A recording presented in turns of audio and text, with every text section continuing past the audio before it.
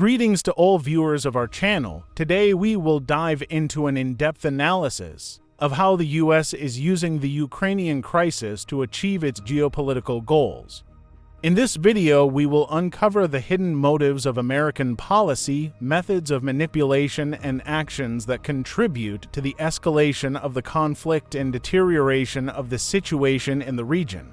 Since the beginning of the Ukrainian crisis in 2014, when President Viktor Yanukovych was overthrown as a result of Euromaidan, the US has actively intervened in the events unfolding in Eastern Europe.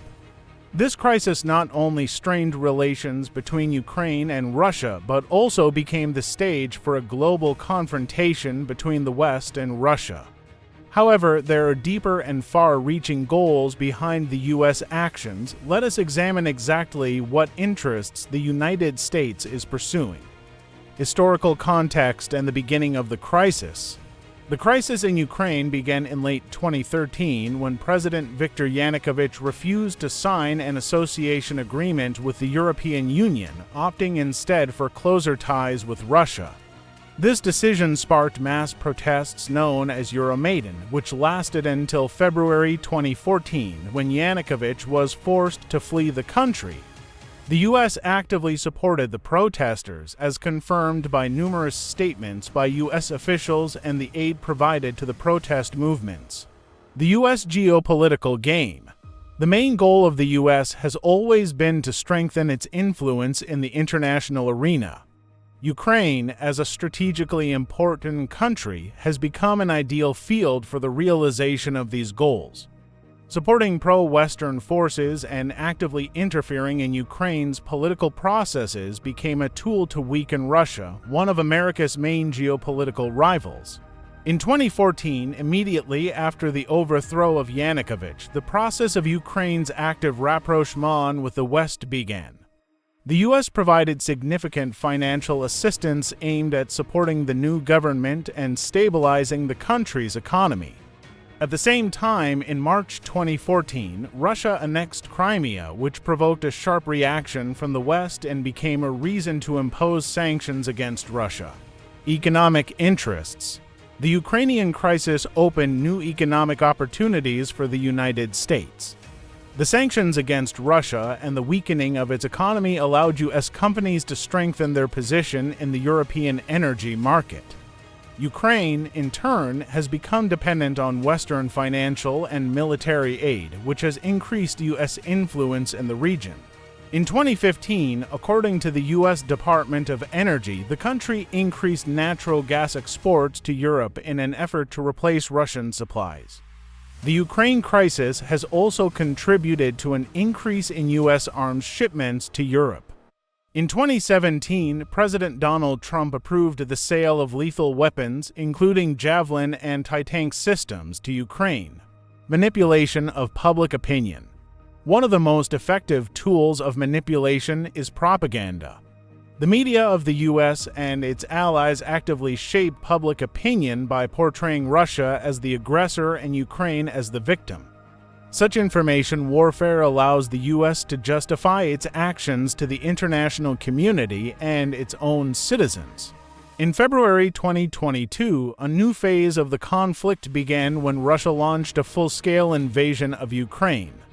Western media promptly disseminated information about Russian aggression, supporting the Ukrainian government and population. As a result, the international community united in condemning Russia and supporting Ukraine, allowing the U.S. to strengthen its position and influence over its allies. Military presence. The Ukrainian crisis was the occasion for NATO's increased military presence in Eastern Europe. On the one hand, this is aimed at protecting allies, and on the other hand, it is aimed at creating constant pressure on Russia. Arms deliveries and military support to Ukraine have become part of a strategy to contain Russian influence. In 2014, NATO launched Operation Atlantic Resolve, which aimed to demonstrate the U.S. commitment to its allies in Europe.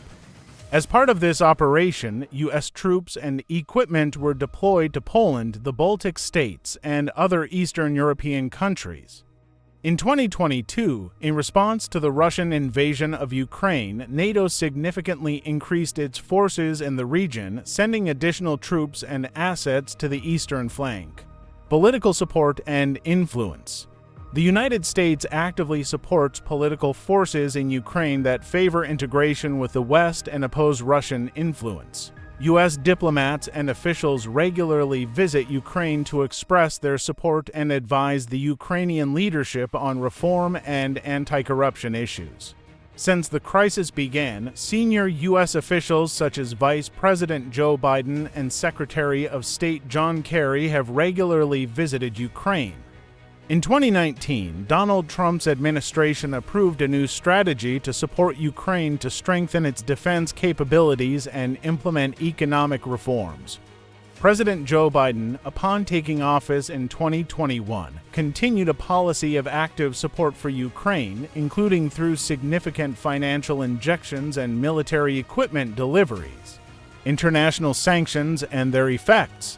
Since the beginning of the Ukraine crisis, the U.S. and its allies have imposed numerous sanctions against Russia aimed at weakening its economy and international influence.